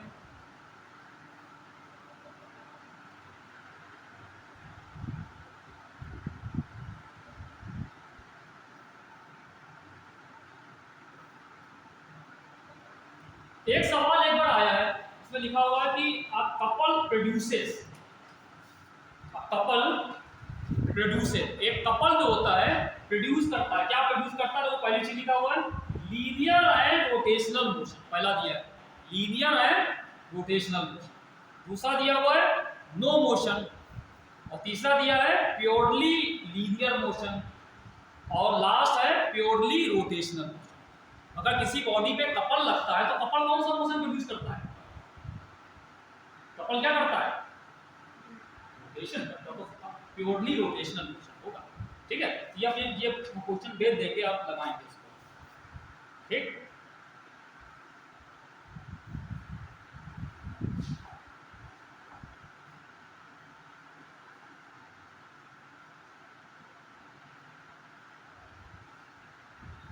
अब एक सवाल देखिए और है इसमें इसी तरीके का है। ठीक है, एक सर जैसा भी हमने कराया ये क्लियर है, पूरा बताएं तब तभी दें हम बोलो, अगर ये क्लियर तो हम दें, वरना आगे कुछ बताएं हैं। क्लियर है? इसी तरह का सवाल है, सिंपल चीज है, जो फोर्स लग रहा होगा उस फोर्स की जिसके अबाउट मूवमेंट निकालना है उससे परपेंडिकुलर डिस्टेंस से मल्टीप्लाई कर देंगे, वही मूवमेंट होगा, वही टॉर्क।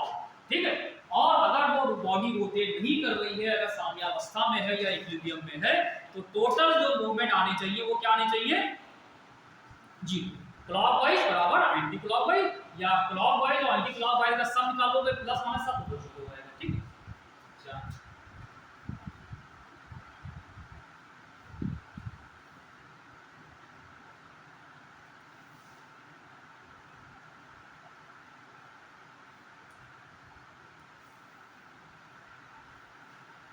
इसी तरह का क्वेश्चन है, चलिए वो करते हैं, फिर आगे फिर अगली चीज चालू करते हैं, मोमेंट ऑफ इनर्शिया की बात। मोमेंट ऑफ इनर्शिया उसके क्वेश्चन भी अच्छे हैं।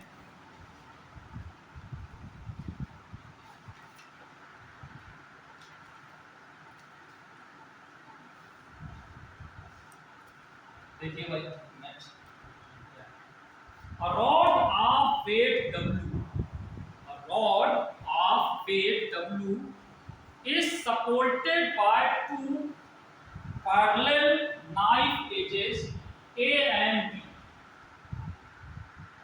A rod of weight W is supported by two parallel knife edges A and B and is in equilibrium in a horizontal position and is in equilibrium in a horizontal position. ठीक, knife है मतलब KNIFE, knife मतलब छुरी, छुरा तो छुरी था। ठीक, एक रॉड है जिसका वेट W है और वो दो नाइफ एजेस पे इसको सपोर्ट दिया है और वो इक्विलिब्रियम में।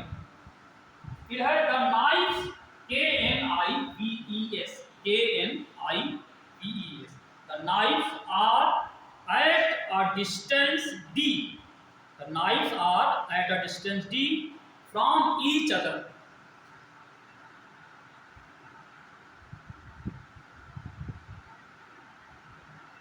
ठीक है, the knives are at a distance D from each other. दोनों जो knives हैं वो एक दूसरे से D की दूरी पे हैं। ठीक है, जैसे एक हम यहाँ पे लगाते हैं, एक knife edge यहाँ लगा हुआ है, एक knife edge ये लगा हुआ है, ये दोनों के बीच की दूरी कितनी दे रखी है? D दे रखी है। ठीक, ये एक है यहाँ पे A और एक यहाँ पे ये B, ये इस पे इसको सपोर्ट देते हैं। ठीक, इसको हमने सपोर्ट दिया गया। फिर कह रहे हैं कि the centre of mass of the rod, centre of mass of the rod is eight a distance x from A, the centre of mass of the rod is at distance x from A। तो इसका centre of mass है वो जो कह रहे हैं, जो centre of mass इसका होगा कहीं C होगा, कह रहे हैं वो कहां पे है? जो A है, इस A से x दूरी पे, मतलब बीच में नहीं है, सेंटर में नहीं होगा। ठीक है, x दूरी पे। तो कह रहे हैं कि the normal reaction on A is, A पे जो नॉर्मल रिएक्शन है वो बतानी है। ये A पे नॉर्मल रिएक्शन कितनी होगी वो बतानी है। ये A पे नॉर्मल जो बतानी है ये। अब बताओ क्या कैसे डायग्राम बनेगा। इसमें ये भी नहीं दिया हुआ कि जो हमारी ये वेट है वो ये रॉड है यूनिफॉर्म है कि नहीं, वो तो नहीं दिया इसमें।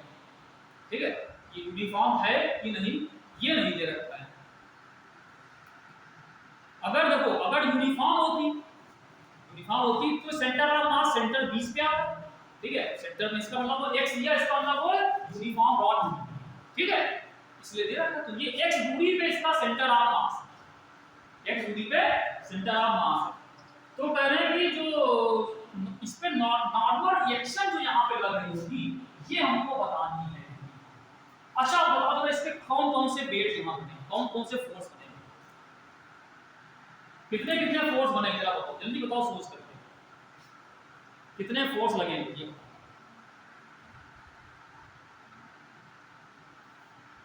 इसमें कितने आपको फोर्स लगते हुए दिखाई देने चाहिए हैं? कितने होंगे बताओ। इस रॉड का वेट दे रखा है W लिखा है, W वेट है।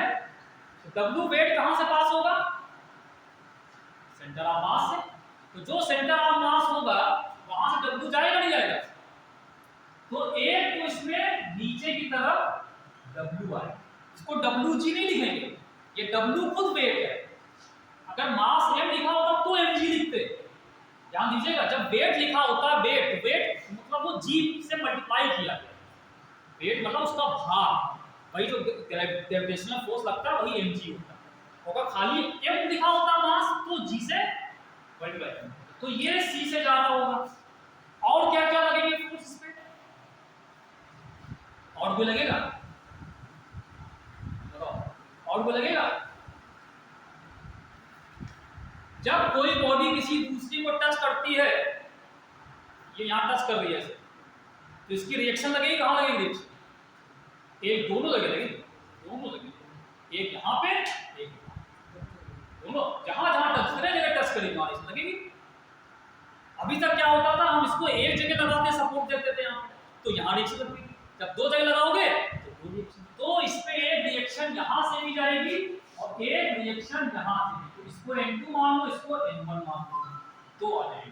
तो तीन यहां पे वेट बनने चाहिए, एक W नीचे n1 n2 ऊपर लग रहेंगे। ठीक, अब ये कह रहे हैं ये इक्विलिब्रियम में भी, ये इक्विलिब्रियम में है, तो इक्विलिब्रियम में है ना, ये किसी दिशा में मूव कर रहा है ना ये रोटेट कर रहा है, इसका मतलब ये रोटेशनल इक्विलिब्रियम में भी है और ट्रांसलेशनल में भी है। ठीक है, जब ट्रांसलेशनल इक्विलिब्रियम में होगी तो क्या होगा, ट्रांसलेशनल इक्विलिब्रियम के लिए क्या होना चाहिए, ट्रांसलेशनल इक्विलिब्रियम के लिए क्या होना चाहिए, टोटल फोर्स। अब कितने फोर्स हैं इसमें, कितने फोर्स हैं, एक n1 है, एक n2 है, दो फोर्स हैं। उसका ऊपर के ऊपर कितना लग रहा है, ऊपर n1 और प्लस n2 को आ, नीचे ऊपर वाला फोर्स जो होगा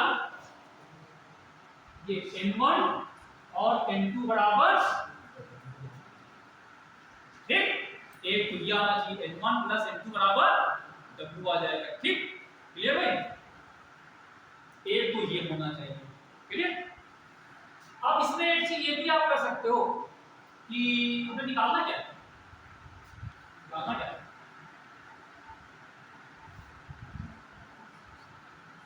निकालना क्या है, नॉर्मल रिएक्शन ऑन ए पे नॉर्मल रिएक्शन कितनी लगती है वो निकालना, ए वाई निकालना। अच्छा, ये तो हमने ट्रांसलेशनल इक्विलिब्रियम से निकाल दिया, अब इसमें लगा दो रोटेशनल इक्विलिब्रियम। रोटेशनल इक्विलिब्रियम क्या कहता है, ये रोटेशन जब नहीं हो रहा है, जब रोटेशन नहीं हो, इसका मतलब क्या होना चाहिए, इसमें जितने भी फोर्सेस लग रहे हैं सबके मोमेंट निकाल दीजिए, किसी एक पॉइंट पे निकालो, एक पॉइंट के अबाउट निकाल दो तो क्या आना चाहिए मोमेंट सबका।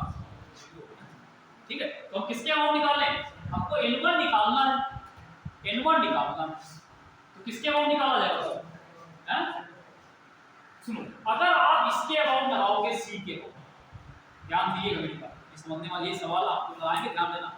अगर c के अबाउट निकालोगे तो c के अबाउट इसका मोमेंट निकालोगे n1 इनटू ये x दूरी पे लगा हुआ है, यहाँ पे ये दिया ना, जो वेट सेंटर ऑफ मास है वो a से x दूरी पे, ये दिखा हुआ n1 इनटू x हो जाएगा, हो जाएगा। ठीक, फिर इसका जो लगाओगे तो n2 ये होगा, इसकी यहाँ दूरी कितनी होगी c से, दूरी कितनी हो जाएगी,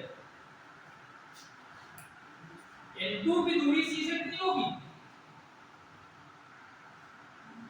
ये d दे रखा है, दोनों जो नाइफ एजेस हैं वो d दूरी पे है और ये नाइफ एज सेंटर से x पे है, ये कितनी तो नहीं बता पाओ, मतलब ये d है ये x है, तो ये कितना होगा, बड़ा ये तुम लोग तो क्लास 8 के बच्चों को समझा लेंगे लेकिन तुम लोग नहीं समझ पाओगे। अभी हम इस तरह का सवाल करा के कभी करवा दिया है, इसका मतलब तुम लोग यहाँ खाली बैठे रहते, ये दूरी d लिखी है, ये दूरी x है, ये कितनी बची, d में से x माइनस कर पाओगे क्या इसको,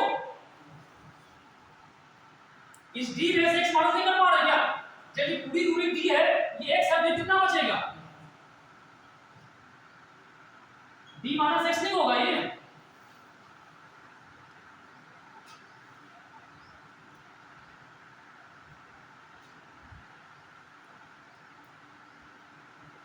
फिर अब क्या करें, अगर हम इसके अबाउट लगाएंगे तो n2 को इससे मल्टीप्लाई करोगे तो उसमें n2 भी आएगा, लेकिन n2 हमें कहा, हमको तो n1 निकालना है, n2 भी आ रहा है, दोनों आ जाएंगे, तो तरीका ये होगा, हमको n2 नहीं चाहिए, सवाल में क्या बताना है, n1 बताना है, तो आप मोमेंट इसकी जगह पे इसके अबाउट निकालो, जब इसके अबाउट निकालोगे तो ये इसका मोमेंट 0 हो जाएगा, n2 का खाली दो बचेगा, कौन सा बचेगा, एक ये वाला बचेगा, W दे रखा है W और n1 निकालना है आसानी से, क्या समझे, मोमेंट किसके अबाउट निकाला जाए, B के अबाउट निकालें, ताकि n2 उसमें से कैंसिल हो जाएगा, हमें निकालना क्या है, खाली n1 निकालना है। ठीक है, तो हम क्या निकालेंगे, इसमें हम निकालेंगे मोमेंट अबाउट B 0 होना चाहिए। अब B के अबाउट मोमेंट पहले आप इसका निकालो n1 का, फिर हम W का निकालेंगे, सबका निकालना पड़ेगा, बताओ कितना, और किधर होगा, क्लॉकवाइज कि एंटी क्लॉकवाइज निकालना पड़ेगा, पहले बताओ मोमेंट ऑफ n1 कितना होगा, moment of n1 about B N1 का मोमेंट B के अबाउट, N1 का मोमेंट B के अबाउट, N1 ऊपर है, B के अबाउट निकालना है, B से दूरी निकालोगे, कौन सी दूरी? Perpendicular distance. कितनी है परपेंडिकुलर डिस्टेंस? कितनी परपेंडिकुलर डिस्टेंस है? N1 की B से परपेंडिकुलर डिस्टेंस कितनी है? पूरी पूरी D आ गई, ठीक है? तो कितना आ जाएगा? N1 into D। किधर घुमाएगा ये इसको? क्लॉकवाइज कि एंटी क्लॉकवाइज? N1 B के अबाउट किधर घुमाने की कोशिश करेगा? Anti clockwise. अगर आप यहाँ पे फोर्स लगाओ, उसको यहाँ पकड़ लो, B के अबाउट में B पकड़ा, तो किधर घुमाएगा ये? ये ऐसे घूम रहा है, क्लॉकवाइज घुमाना है, ये क्या आएगा? ये माइनस आएगा, ये क्लॉकवाइज मूवमेंट आ गया। अब आते हैं, ये हो गया। अब W का मूवमेंट निकालो B के अबाउट। W का movement of W about B कितना होगा? कितना होगा? ये साफ साफ सब लिखा हुआ है। W का मोमेंट B के अबाउट कितना हो जाएगा?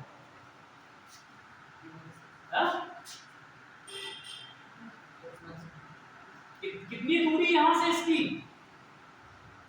W की B से कितनी दूरी है? D माइनस x लिखा हुआ है, अभी लिख दिया हमने। तो ये W D minus x W equal किधर घुमा रहा है ये? एंटी क्लॉकवाइज घुमाएगा, ये इसको ऐसे घुमाएगा एंटी क्लॉकवाइज, ये प्लस आ जाएगा। अब मोमेंट आप N2 निकालो B के about. Moment of N2 about B कितना है? Moment of N2 about B कितना है? 0, क्योंकि वो सीधे वहीं से पास हो रहा है, यहां से R परपेंडिकुलर डिस्टेंस 0 होगी ना वहां से, ये हो जाएगा 0। तो दो ही है इसमें, तो क्लॉकवाइज मूवमेंट बराबर है, एंटी क्लॉकवाइज दोनों बराबर कर देते हैं, ठीक है? सबका सम करो तो 0 आ जाएगा। तो minus N1D plus WD minus x बराबर 0।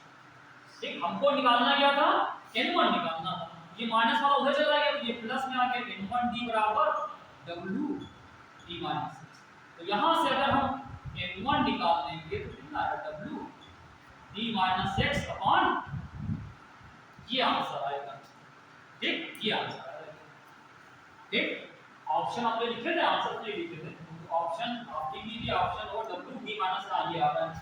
ठीक है, इसमें a लिखा था, एक ऑप्शन लिखा हुआ था इसमें WD minus x upon x, दूसरा था WD minus x upon d, और तीसरा था WX अपॉन d, और फोर्थ है WD अपॉन x। तो ये दूसरा वाला सही है। ठीक है, अगर आपको कहते हैं N2 निकालो तब क्या करते हैं? तो मोमेंट इसके अबाउट ले लेते हैं। ठीक, तब ये कैंसिल होगा। ठीक है, तो ये आपको दिमाग से सोचना पड़ेगा कि हम किसके अबाउट निकालें। ये नहीं हमेशा सेंटर ऑफ मास के अबाउट नहीं लगेगा। अगर हमेशा लगा दोगे तो N1 N2 दो पैरामीटर बढ़ जाएंगे, N1 भी N2 कैसे निकालते हैं? इसलिए हम लोग क्या करते हैं कि उसके अबाउट निकाल लेते हैं, जो बहुत कठिन है, जो फोर्स आपको नहीं पता, हम उसके अबाउट निकाल दो सीधे, तो अपना कैंसिल हो जाएगा। ठीक है, बाकी का निकल जाएगा। ठीक है, तो इस तरीके से ये क्वेश्चंस हैं जो आपको इसमें हम लोग है करना चाहिए। ठीक है भाई, लेकिन क्या पता अभी और हम बताएं, सारे सवाल व्यू कराना पड़ रहा है। कम से कम एक क्वेश्चन तो आप अपने आप कहो कि हाँ हम करेंगे, ये ऐसे होगा, बताओ, सब हमको कराना पड़ रहा है। इसके बाद तैयारी आई अभी आपकी सही नहीं, इस तरीके से तो बड़ा मुश्किल पड़ेगा, इस तरह से बड़ा ही मुश्किल पड़ जाएगा। चलो अगली चीज हम चालू कर रहे हैं, movement of inertia. Movement of inertia हम चालू करते जा रहे हैं, वो देखते हैं।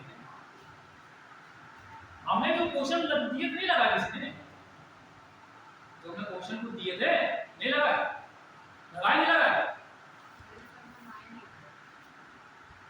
ग्रुप में जुड़े नहीं जुड़े? ग्रुप में जुड़े हैं, सब हमने क्वेश्चन तो भेजे हैं, आप आओ जाए ना आओ, यहाँ पे क्वेश्चन तो सब घर बैठे मिल जाते हैं।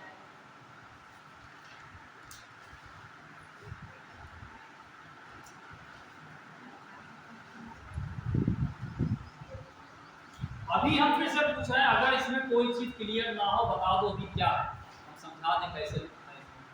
मोमेंट निकालना आया नहीं आया, कैसे मोमेंट निकाला था पता हो गया, कैसे पता नहीं आया ना, तुमसे कह रहा है नहीं आया ना मोमेंट निकालना है, पूरा तो बताओ ना कहाँ पे समस्या है, कहाँ नहीं आया वो हम बता दें, जहां नहीं आया वो तो बताओ। जब आप कह रहे हैं कि पूरा नहीं आया इसका मतलब आधा, कितना आधा आया उतना तो बताओ, आधा तुमको आया है? घर पे कितनी देर पढ़ते हैं, घर पे कितनी देर पढ़ते हैं? 1 घंटे में कुछ नहीं होगा। क्या पढ़ते हैं, कैसे पढ़ते हैं, किस चीज से पढ़ते हैं? पढ़ते हैं कहाँ, यूट्यूब से पढ़ते हैं, है? हाँ बुक से, कौन सी बुक? एनसीईआरटी। तो जो हम पढ़ाते हैं वो एनसीईआरटी किताब से पढ़ते हैं जाकर के, वो पढ़ते हैं। तो जो अगर हमने बताया है वो एनसीईआरटी बुक का आप पढ़ रहे हैं, क्या दोनों चीज आपको लगता है हाँ यही चीज बताई गई थी वही वही लिखा हुआ है, ऐसा लगता है गलत बता दिया गया, बुक में गलत लिखा? अगर ऐसा है तब तो पढ़ना समझ में आना चाहिए।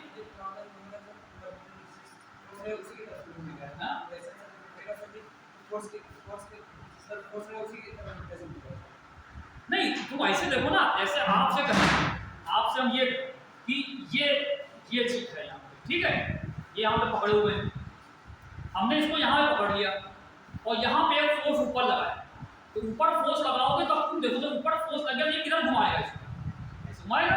जब ऐसे घूमा तो कैसे घूम रहा है, ये ऐसे घुमा, ये क्या है, ये अगर हमारी अपनी तरफ से देखेंगे तो हमको ये एंटी क्लॉक है, ठीक। और अगर इसी चीज को यहाँ पकड़ लें और फोर्स नीचे लगाएं तो ये ऐसे घूम रहा है, तो ये कैसे घूम रहा है, मतलब ये सेंटर मान लो, तो जिसके अबाउट लगाते हो ना उसको मान लो सेंटर रखिए, और ये फोर्स हम यहाँ पे ऐसे नीचे लगा तो ये ऐसे मतलब ये क्या होगा, ये क्लॉकवाइज ऐसे करो, ठीक है।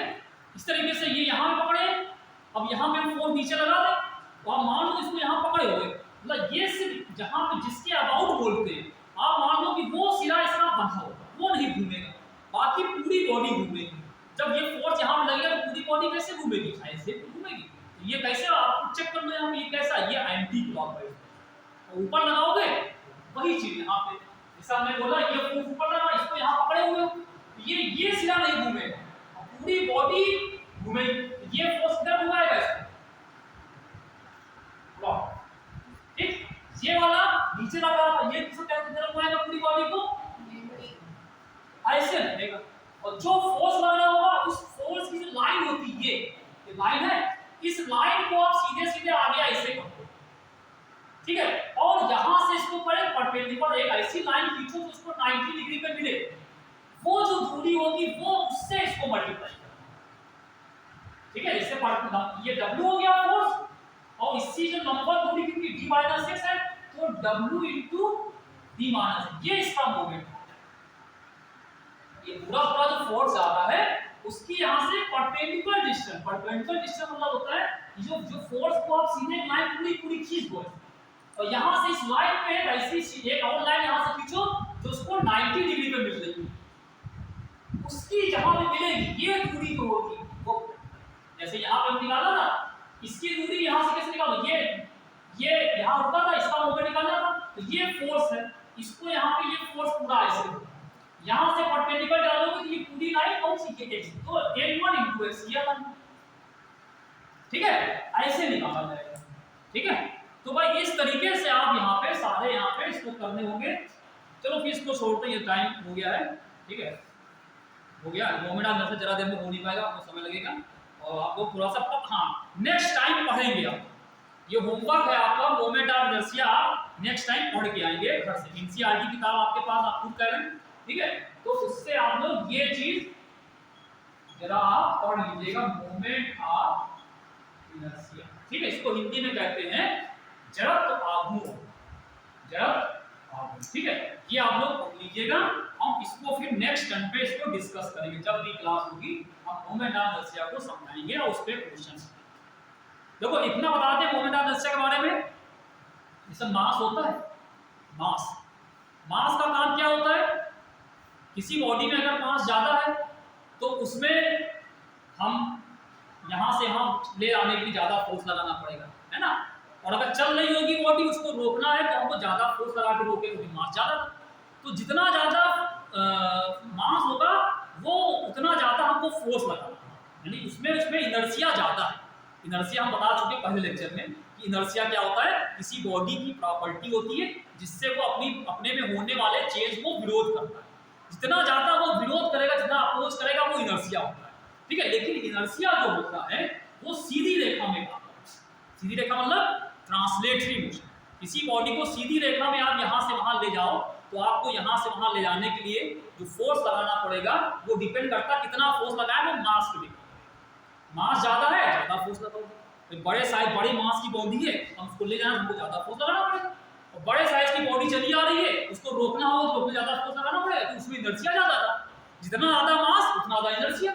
लेकिन वही चीज अगर बॉडी रोटेट हो रही है और रोटेट करते करते हम उसको रोकना चाहें, रोटेशन को रोकना चाहें, तब वहां पे हमको क्या करना होता है, वहां फोर्स ने हमको टॉर्क लगाना होता। रोटेशन में टॉर्क जो काम फोर्स करता था वही टॉर्क करेगा, ठीक है। और टॉर्क ज्यादा लगाना है कि कम का लगाना पड़ेगा, वो कौन डिसाइड करेगा, वो उसका मास नहीं, मोमेंट ऑफ इनर्शिया, ठीक है। तो जो मोमेंट ऑफ इनर्शिया का काम वही है जो मास का होता है। मास का काम कहां होता है, लीनियर मोशन में, और मोमेंट ऑफ इनर्शिया का रोटेशन। और ये इसका फिजिकल सिग्निफिकेंस। जो मास काम करता है किसी बॉडी को सीधी रेखा में चलाने के लिए, वही मोमेंट ऑफ इनर्शिया काम करेगा किसी बॉडी को रोटेशन में। अगर उसका मोमेंट ऑफ इनर्शिया बॉडी का ज्यादा होगा तो हमें ज्यादा टॉर्क लगाना पड़ेगा, कम होगा कम लगाना पड़ेगा, ठीक है। तो रोटेशन में फोर्स, लीनियर मोशन में फोर्स होता है, ये हम बता चुके हैं। लीनियर मोशन में फोर्स होता है और रोटेशनल मोशन में टॉर्क होता है। लीनियर मोशन में इनर्शिया पास होगा और क्या कहते हैं, रोटेशनल इनर्शिया जो होता है वो मोमेंट ऑफ, इसको आई से लिखते हैं, वो mr स्क्वायर होता है। क्या आपने पढ़ा, ये थोड़ा सा आपने बेस बता दिया, अब आपको पढ़िएगा, ठीक है। इसको पढ़ के आएंगे तो थोड़ा अच्छी तरीके से इसको क्लियर कर देंगे, ठीक है। चलिए भाई, ठीक। और कोई पूछना तो पूछ सकते हैं, कोई डाउट? ये पढ़ गया होना है, हैं? क्या जी? हमने पढ़ाया एंगुलर एक्शन पढ़ाया है, हम भी पढ़ा था एंगुलर। जैसे जैसे उसका ओमेगा होता है d theta by dt, omega होता है d थीटा बाय dt, ये होती है एंगुलर वेलोसिटी। वैसे होता है एंगुलर एक्सेलरेशन होता है अल्फा। अल्फा क्या होता है, d ओमेगा बाय, इसको फिर डिफरेंशिएट करते हैं, ये बताया था। हाँ तुम आए नहीं पता है, आए नहीं, लेकिन हमने पढ़ाया है, ठीक है। एंगुलर वेलोसिटी होगी d थीटा बाय dt और एंगुलर एक्सेलरेशन होता है d ओमेगा बाय dt। जैसे लीनियर वेलोसिटी होती है dr बाय dt, इसमें क्या होता है, सब कुछ सारे फार्मूले वही हैं। इसमें क्या होता है, लीनियर वेलोसिटी क्या होता है dr बाय dt, यहां r जगह पे थीटा आ जाएगा रोटेशन पे, और v की जगह पे ओमेगा एंगुलर वेलोसिटी, ये वही सब यहां चलेगा, ठीक है। चलो फिर नेक्स्ट इसको पढ़ के आइएगा, तो आगे इसको हम लोग डिस्कस करेंगे। बंद कर दिया ना, अब हम लोग